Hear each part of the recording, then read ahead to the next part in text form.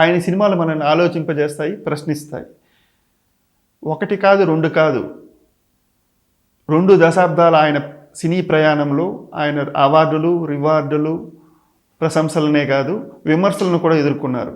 కానీ ఇన్నేళ్ళ ఈ ప్రయాణంలో ఆయన తన పంతాన్ని మార్చుకోలేదు. ఆ దర్శకుడు ఎవరో కాదు, డైరెక్టర్ సునీల్ కుమార్ రెడ్డి గారు.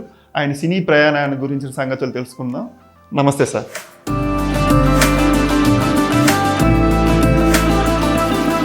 ఇప్పటి వరకు మీరు ఎవరైనా స్టార్ హీరోని కలిసారా? Worked also with star hero like Balakrishna గారితో నేను కలిసి యాక్ట్ కూడా చేశాను యాజ్ అన్ ఆర్టిస్ట్. ఒక తెలియని ఒక పోటీ వచ్చేసింది, థియేటర్స్, ఓటీటీ. ఈ కరోనాలో అది మరి ఇంకా ఎక్కువైపోయింది. అవునండి. సో మీరు ప్రొడ్యూసర్గా దేనికి ఓటేస్తారు? If they are happy with your content, they will release across. If they don't like even a Telugu cinema, they will not release. It's as good or as bad as that. If your content is not good. 3 వారాలు ఒక Korean cinema చూశారు అంటే audience are open for visual platforms.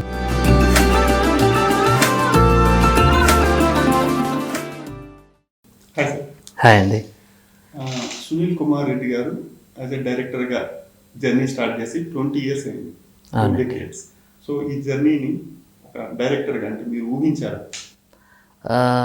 ఇంత long journey నేను expect చేయలేదు, కానీ డెఫినెట్గా ఒక ఇంట్రెస్టింగ్ జర్నీ అయితే ఉంటుంది అని నేను 2000లో ఎప్పుడైతే ఫిల్మ్ మేకింగ్ స్టార్ట్ చేశానో, అంటే మీరు అన్నట్టు నా ఫిల్మ్ రిలీజ్ అయ్యి 20 years అవుతుంది. బట్ దానికి ముందు జరిగిన ఒక 1 or 2 years ఆఫ్ ప్రిపరేషన్లో డెఫినెట్గా ఒక ఎగ్జైటింగ్, నాకు బాగా నచ్చిన ఒక ఫీల్డ్లోకి వెళ్తున్నాను కాబట్టి జర్నీ డెఫినెట్గా ఇంట్రెస్టింగ్గా ఉంటుంది అని నేను అనుకున్నాను. రిజల్ట్ అనేది నా చేతుల్లో లేని టాపిక్ గురించి నేను ఈరోజు ఆలోచించలేదు. బట్ నాకు నచ్చిన ఒక గమ్యం వైపు చేసిన ఒక ప్రస్థానం డెఫినెట్గా ఇంట్రెస్టింగ్గా ఉంటుందని అయితే నేను మనస్ఫూర్తిగా నమ్మానండి. మీ ఫస్ట్ సినిమా సైలెన్స్ ప్లేస్ నుంచి ఇప్పుడు హనీ ట్రాప్ వరకు చూస్తే ఒక కమర్షియల్ సినిమా ఫార్మేట్లో కాకుండా ఒక డిఫరెంట్ పాయింట్, ఇప్పుడు మన చుట్టూ జరిగే చాలా విషయాలలో జరిగేటువంటి కొన్ని విషయాలు మీరు టచ్ చేస్తూ సినిమా చేస్తారు.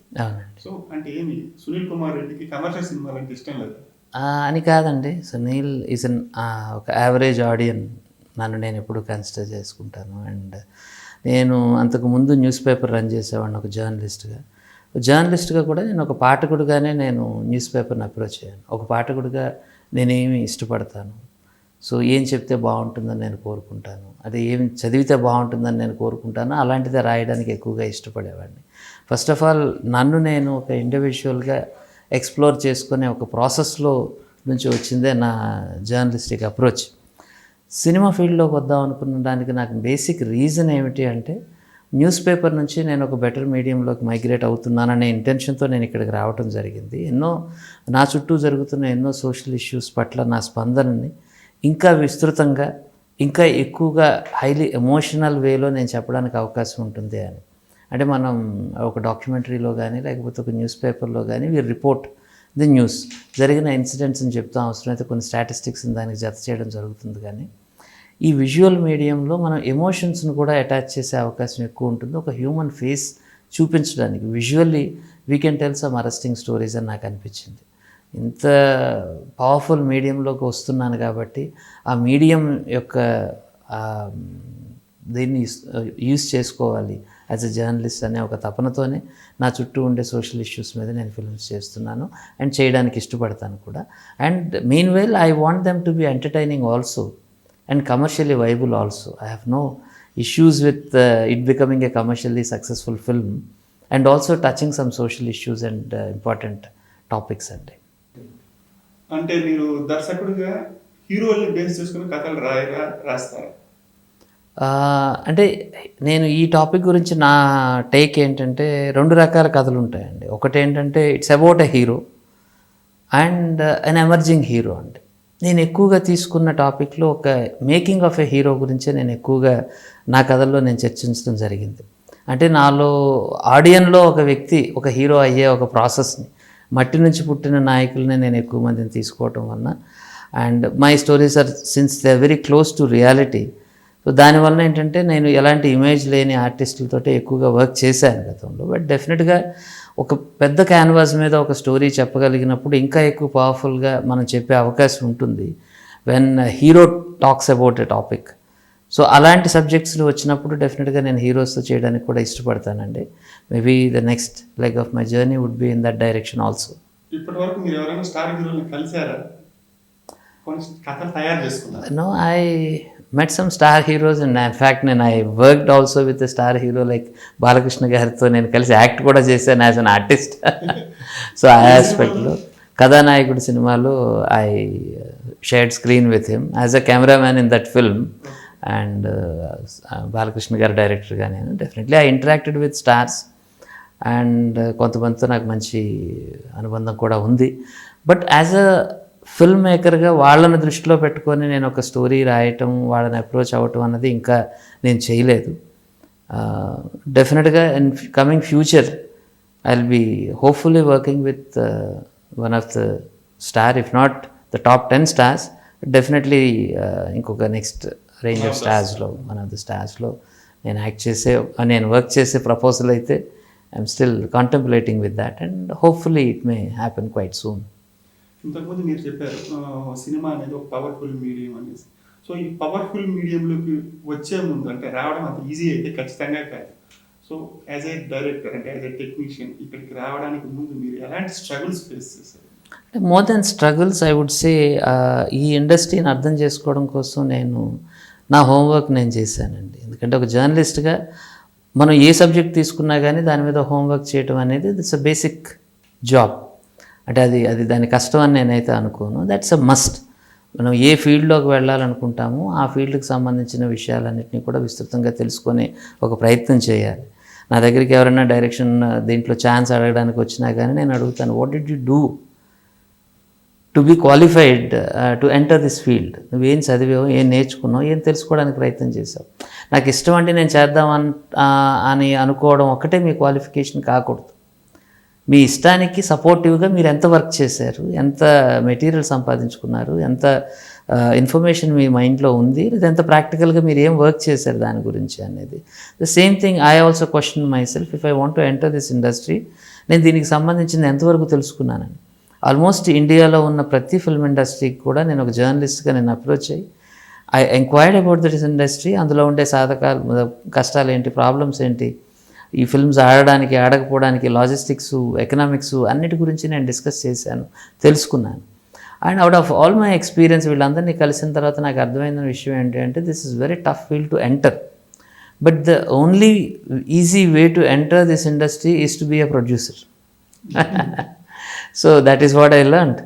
And don't expect somebody to risk upon you a crore or a 2 crores just because you are interested.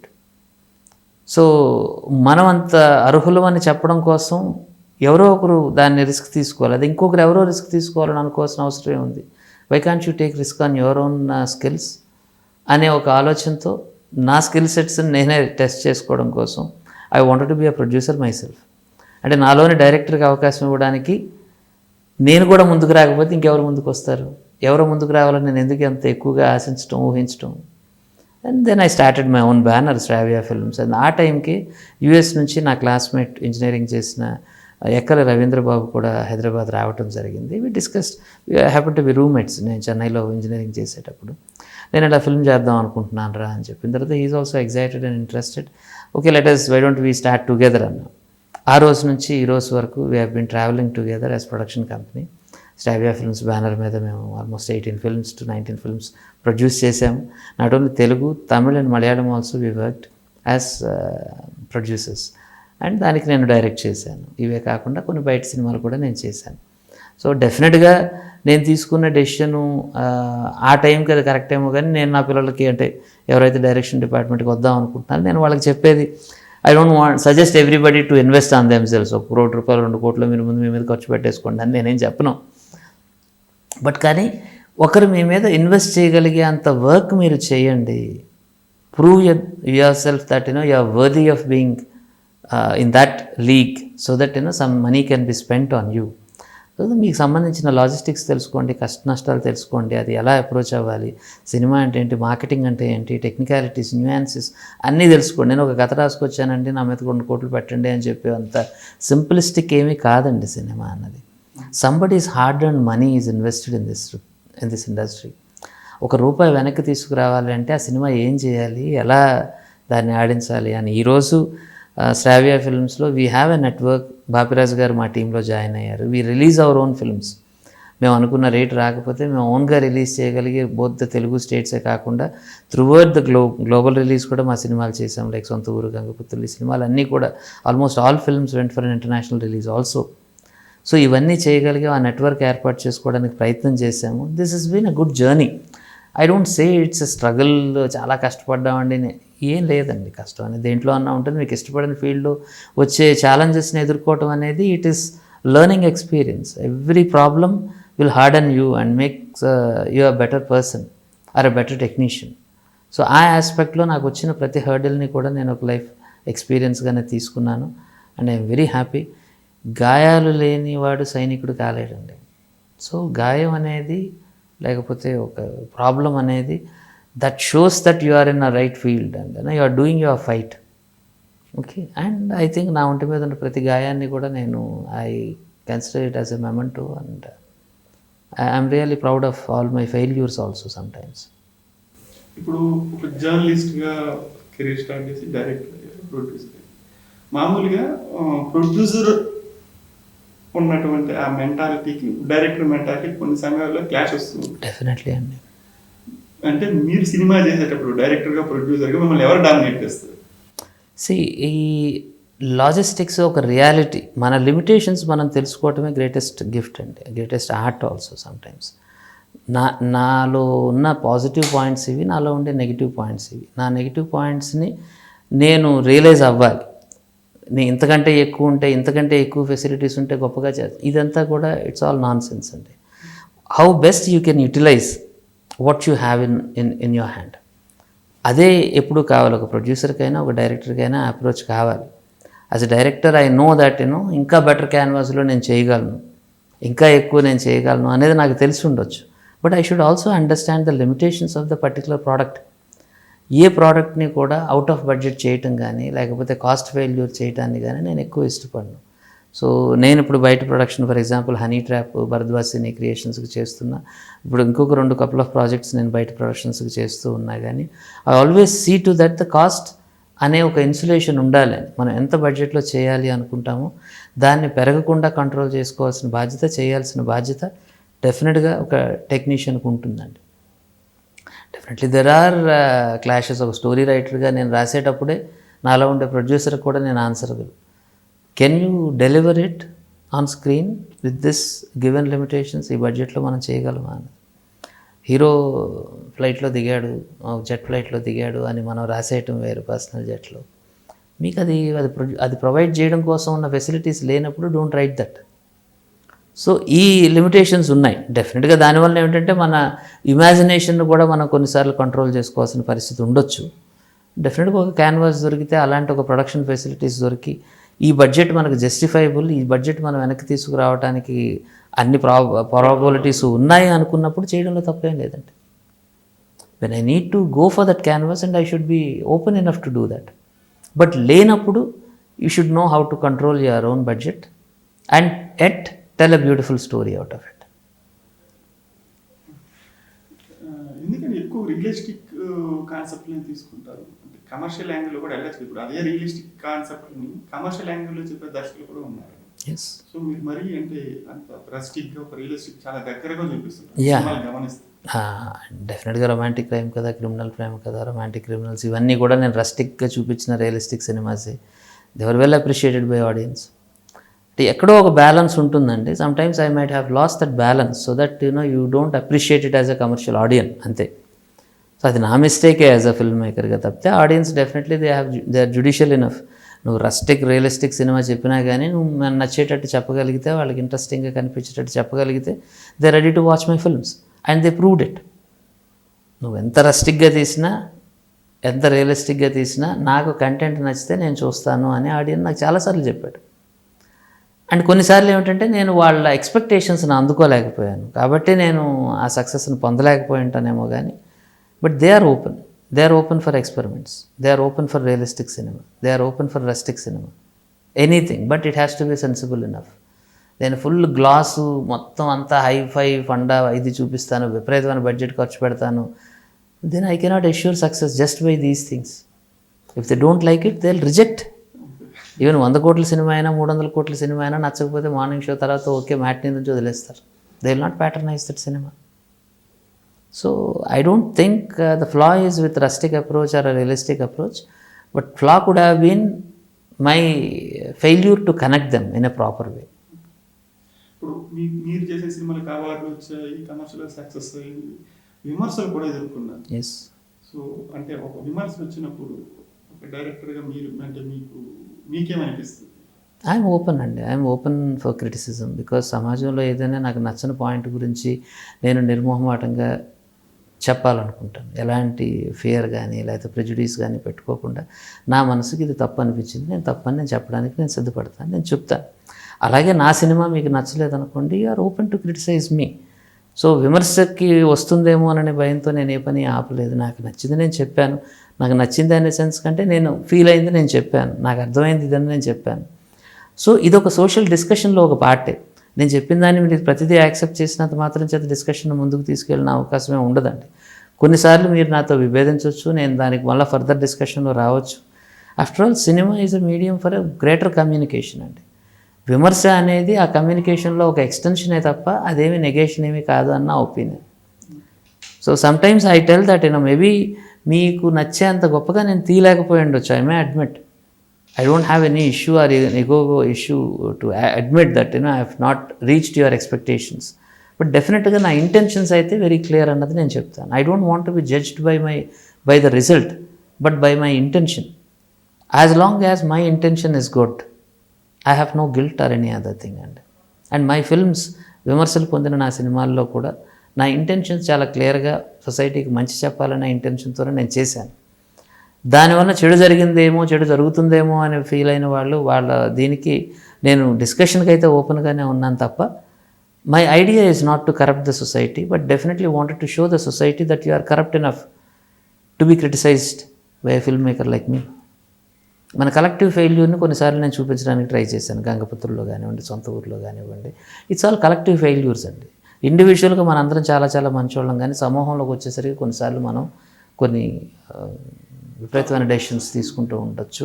అది మనకు తెలుసు యాజ్ అ పర్సన్గా మనం చేయం, బట్ యాజ్ ఎ సొసైటీగా మనం చేసేస్తూ ఉంటాం. ఆ సొసైటీ తాలూకా ఫ్లోలో మనం కూడా కొట్టుకుపోతూ ఉండొచ్చు. Maybe I may be wrong also and I'm ready to take it. And one day I may realise also if really నేను తప్పు చేస్తూనే ఉంటుంటే.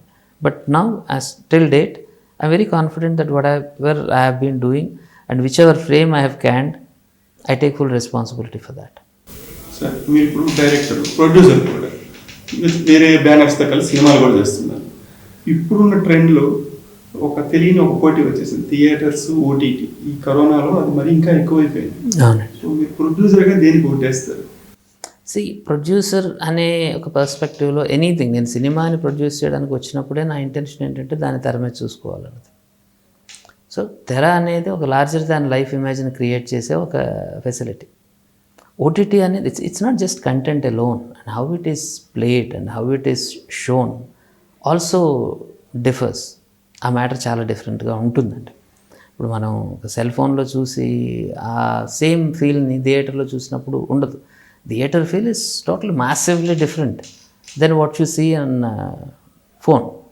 ఆ డిఫరెన్స్ అయితే ఉంది, బట్ కంటెంట్ అనేది కంటెంటే. ఓకే, అల్టిమేట్లీ అక్కడేం మారిపోదు, ఇక్కడేం కథ ఏం మారిపోదు, it's the same story, the experience changes. So ఆ ఎక్స్పీరియన్స్ కోసం సినిమా అనేది నా దృష్టిలో ఒక secular celebration in this country. ఈ భారతదేశంలో అంటే ఒక దేశం ఇంత గొప్పగా, ఇంత యునైటెడ్గా, ఇంత మల్టీ కల్చరల్ దీంట్లో ఇది అవ్వాలి, ఫ్లరిష్ అవ్వాలి అంటే cinema is one of the basic gluing tool అండి. మనందరినీ ఒక దగ్గరికి కలిపే ఒక సెక్యులర్ దేవాలయం ఇది. Cinema is a place where entertainment is celebrated. Theatre. So అలాంటి థియేటర్ని మనం we should always give room for that as a cultural opening అండి. It is not just cinema for me, not just economics for me, it's actually a collective cultural celebration అండి. Definitely not. As an audience, I really appreciate OTT because I could see world cinema. And అలాగే వరల్డ్లో ఉండే ఎవడైనా కానీ నా cinema చూడగలిగే ఒక అవకాశం ప్రతి తెలుగు వారికి, ప్రతి మిగతా లాంగ్వేజ్లు అంతా కూడా. No the cinema is open for 7 billion people అండి. Now anybody can watch your film with subtitle version or a dubbed version can be watched. ఇంతకుముందు ఎప్పుడూ లేనంతగా రీచ్. ఇప్పుడు నా వలస సినిమా చూసుకోండి, Valasa cinema is now in international OTT platforms and it is being viewed by people. నేను expect చేయని corners నుంచి కూడా నాకు మెసేజెస్ రావటం అన్నది that is made possible through OTT అండి. I should definitely be thankful to OTT as a platform that which gave cinema in abundance. మన అందరికీ కూడా సినిమాని, విజువల్ లిటరసీని ఇంత అద్భుతంగా మన చేతుల్లోకి తీసుకొని రాగలిగింది. But it can never be compared to the experience of cinema. They are 2 different things. అంటే అవకాశం వస్తే మరి వెబ్ సిరీస్లు చేయడానికి మీరు ఇంట్రెస్టెడ్ అండి? Definitely, why not. Web series అనేది ఒక different format again. Web series అన్నది ఒక సినిమాటిక్ క్వాలిటీలో, ఒక లాంగర్ డ్యూరేషన్లో ఉండే ఒక సబ్జెక్ట్ని చెప్పడానికి ఉద్దేశించబడిన ఒక అద్భుతమైన మీడియం అండి. I want to tell a story of 6 hours or 7 hours. So అంత థియేటర్కి ఉన్నంత గొప్ప క్యాన్వాస్లో అది చెప్పాలి, కానీ అంత టైం నేను థియేటర్లో ఒక ఆడియన్ని సస్టైన్ చేయలేను. కాబట్టి నాకు web series is going to be a wonderful opportunity. ఒక లాంగర్ లెంగ్త్ ఆఫ్ ఎమోషన్ని ఇవ్వటం కోసం, ఒక హై క్వాలిటీలో ఇవ్వటానికి కోసం web series is a great option. And I would definitely wanted to do if that kind of a story is waiting to be told from my side. Sunil Kumar Reddy garu అంటే ఒక realistic, అంటే ఇంతకుముందు చెప్పినట్టు దగ్గరగా ఉండే సినిమా. అంటే మన చాలా మంది ఆడియన్స్ వాళ్ళు చూసుకునేటువంటి చాలా, ఇప్పుడు మీరు వలస కానివ్వండి, రొమాంటిక్ క్రిమినల్స్ ఇట్లాంటివి చాలా యాసిడ్ దాడులు, అటెండ్ యాసిడ్ దాడులు చేసినటువంటి సిచ్యువేషన్స్ చూపించారు. రీసెంట్గా వలస కార్మికుల గురించి చెప్పారు, ఇవన్నీ చేశారు. సో నెక్స్ట్ ఎట్లాంటి సబ్జెక్ట్ వచ్చేస్తుంది? నేను రైట్ నౌ ఒక 5 films are there in various production side from my side. One is Malayalam film that which is ready for release, Marubhumigal annadi, that I've done before pandemic. Ade, and Tamillo Vattaga Desam ane oka film, it is right now in final post production idi. Welcome to Tihar College ane oka Telugu film. Nenu na banner లో doctor LN రావు గారు is one of the ప్రొడ్యూసర్గా, ఎక్కల్ రవీంద్ర బాబు గారు దీంట్లో ఒక film already complete అయింది. It is in the censor process. Welcome to Tihar college అన్నది education system గురించిన ఒక సినిమా అండి. How we are ruining our young generation in the name of competition. అంటే ఒక కాంపిటీషన్ పేరుతో మనం ఒక కరప్ట్ మైండ్స్ని క్రియేట్ చేస్తున్న ఒక manufacturing facilities, education manufacturing facilities ఎక్కడ ఏవైతే ఉన్నాయో వాటి గురించిన నా మనసులో ఉన్న కంటెంప్ట్ చెప్పడం కోసం నేను ఆ సినిమాని I started making that film. And అలాగే హెల్త్ కేర్ సిస్టంలో ఉన్న ఫ్లాస్ని కానీ, మనం ఒక రాంగ్ విత్తనాన్ని నాటి, ఒక వేప విత్తనాన్ని నాటి మనం మామిడి పండును ఆశించినట్టే అయిపోతుందండి. మనం ఒక కరప్ట్ స్టూడెంట్ని తయారు చేసి you cannot expect a great professional from him. You are actually creating that kind of a bad cultural beginnings తోటి మనం ఇస్తున్నాం. పోటీ అంటే వాడికంటే మనం గెలవాలి, ఇంకొకరిని తొక్కేసన్నా ముందుకు రావాలి అనే ఒక కరప్ట్ మైండ్ సెట్ని, నెంబర్ చుట్టూ తిరిగే ఒక సక్సెస్ స్టోరీస్ని, ఎలివేషన్స్ని, వాల్యూస్ చుట్టూ కాకుండా నెంబర్స్ చుట్టూ తిరిగే సొసైటీని క్రియేట్ చేస్తూ ఫైనల్గా దాని తాలూకా ఫ్రూట్స్ మనమే తినాలి. And you cannot complaint that fruits are bitter because you are planting seeds, bitter seeds. So ఇది మనం ఓవరాల్గా చేయవలసిన బేసిక్ కరెక్షన్ అండి. ఒక బెటర్ సొసైటీ కావాలి అంటే బెటర్ ఎడ్యుకేషన్ సిస్టమ్ కావాలి. అన్ఫార్చునేట్లీ ఈరోజు గవర్నమెంట్స్ కానీ, గవర్నెన్స్ కానీ మనీ మింటింగ్ ఫెసిలిటీస్ మీదకి, వాటి మీదకి వెళుతున్నాయి. కానీ బేసిక్ ఫండమెంటల్స్ అయిన ఎడ్యుకేషన్ అండ్ హెల్త్ని ఇగ్నోర్ చేసి మేము హోటల్స్ కడతాము, మేము ఇంకొకటి చేస్తాము అంటూ ఎకనామిక్ యాక్టివిటీస్ వైపు డైవర్ట్ అవ్వటం అన్నది మనం చేస్తున్న ఫండమెంటల్ ఫ్లా అండి. సో అది కాకుండా we should work towards a better, ఒక జనరేషన్ని, ఒక గొప్ప జనరేషన్ని తయారు చేసే ఒక అవకాశం ఎడ్యుకేషన్ ఇన్స్టిట్యూషన్స్ అంటే. అక్కడ we need to have better integrity and better planning is what my point. Audience అనే వాళ్ళు రిసీవ్ చేసుకుంటారంటారు, అంటే మార్పు ఏమైనా కనబడుతుందని మీరు భావిస్తారు?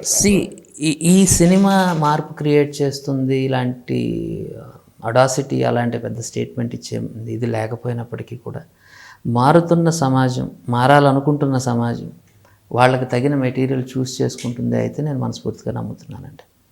So it will be a catalyst for already ready people. చాలామందికి ఇండివిజువల్గా చూస్తే ఈ ఫండమెంటల్స్ అన్నీ తెలుసండి. ఇండివిజువల్గా you make anybody set and ask them, they tell that ఇలాగే ఈ ఫ్రీ బీస్ ఇవ్వటం, సోమరపోతులుగా తయారు చేయడం ఇవన్నీ కరెక్ట్ కాదండి, మంచి హెల్త్ ఇవ్వండి, మంచి ఎడ్యుకేషన్ ఇవ్వండి, everybody tells this.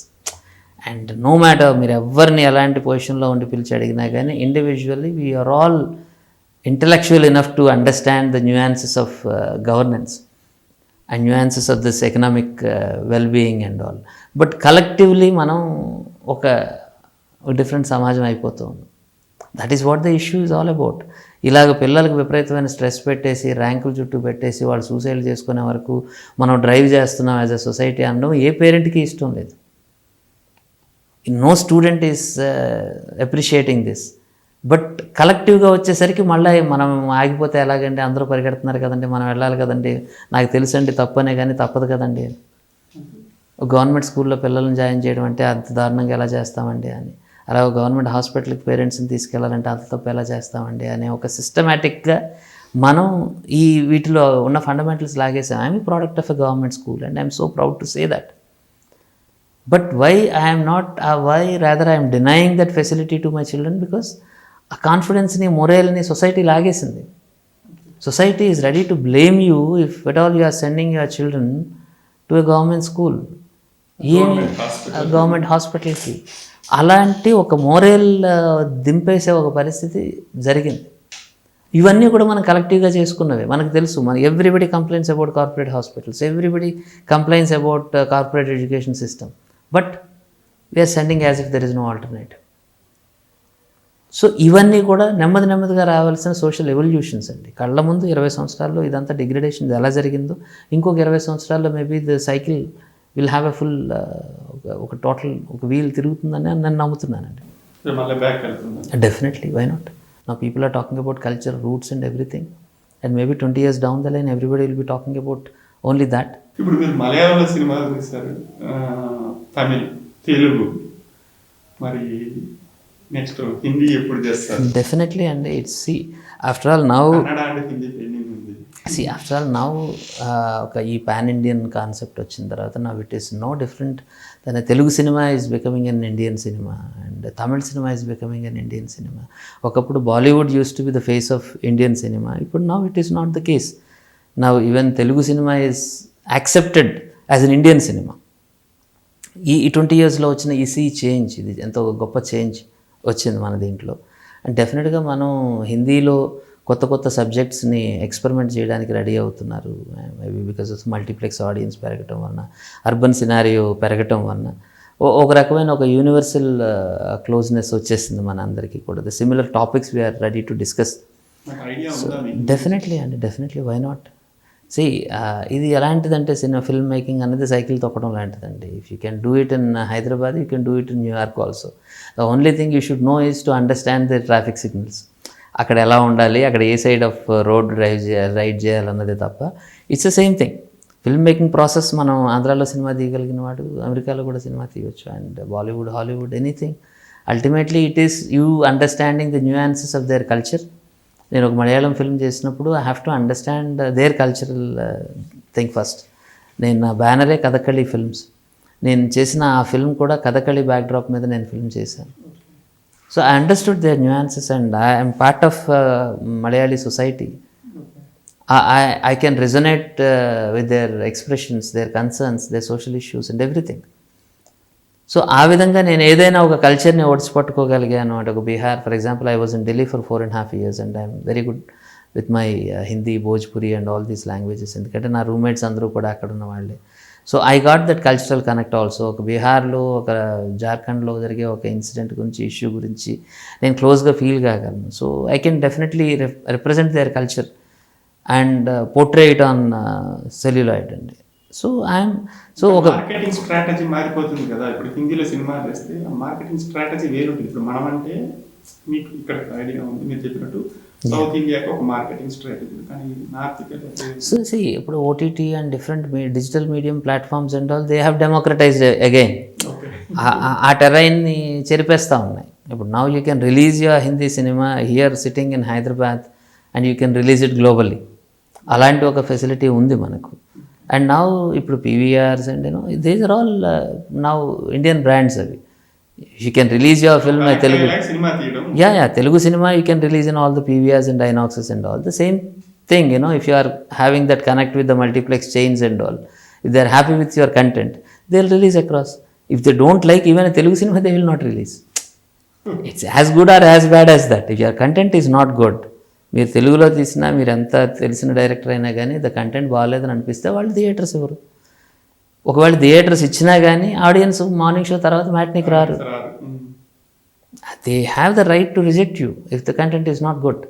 If the content is good, world is ready, world is waiting for good content.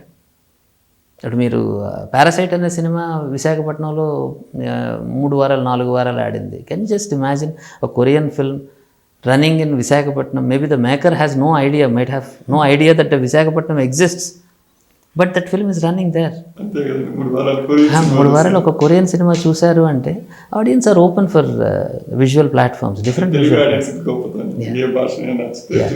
And the same is the case with ఇప్పుడు Japanese. They are appreciating Rajinikanth cinema and మన Darbar release అయితే it was a huge celebration in Japan. It was well received.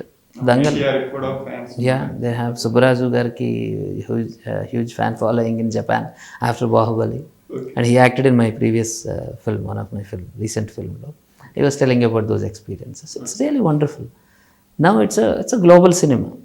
The content is good, it is connecting. ఎందుకంటే బాధపడినప్పుడు China వాడికన్నా అదే కన్నీళ్ళు, నాకైనా అదే కన్నీళ్ళు, ఒక అమెరికన్కైనా అదే కన్నీళ్ళు. సో ఆ ఇంటెన్సిటీలు మారుతూ ఉండొచ్చు, రీజన్స్ మారుతూ ఉండొచ్చు, కానీ ఈ ఎమోషన్స్ అయితే సేమ్ కదా. ఈ నవరసాల నుంచి తప్పించుకోగలిగే అవకాశం లేదు కదా.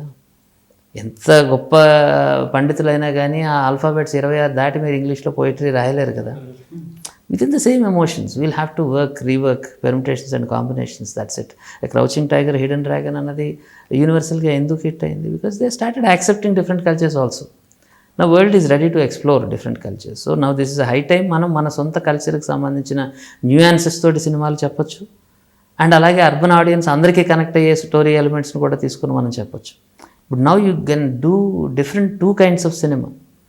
వాళ్ళతో మ్యాచ్ అయ్యే 1000 కోట్ల సినిమాలు మీరు తీయొచ్చు. వాళ్ళకి ఏమాత్రం వాళ్ళకి తెలియని అవగాహన లేని మన కల్చరల్ ఆస్పెక్ట్ గురించి, ఒక దింసా డ్యాన్స్ గురించి మీరు ఒక అద్భుతమైన ఒక వరల్డ్ సినిమా తీయొచ్చు. అంత విస్తృతి, అంత ఇది పెరిగింది మనకు, రేంజ్, బ్యాండ్ విడ్త్ అంటాం, అంత బ్యాండ్ విడ్త్ ఉంది మనకు. Thank you very much sir. సమయం తెలుగు, సమయం తెలుగు, తెలుగు సమయం, సమయం తెలుగు, సమయం తెలుగు, సమయం తెలుగు, సమయం తెలుగు, సమయం తెలుగు, సమయం తెలుగు, సమయం తెలుగు, సమయం తెలుగు. और please subscribe, Please subscribe. Please subscribe, please subscribe, please subscribe, Please subscribe. Please subscribe. Please do subscribe, please subscribe. Subscribe చేయాలి, గంట మీద ఒత్తాలి.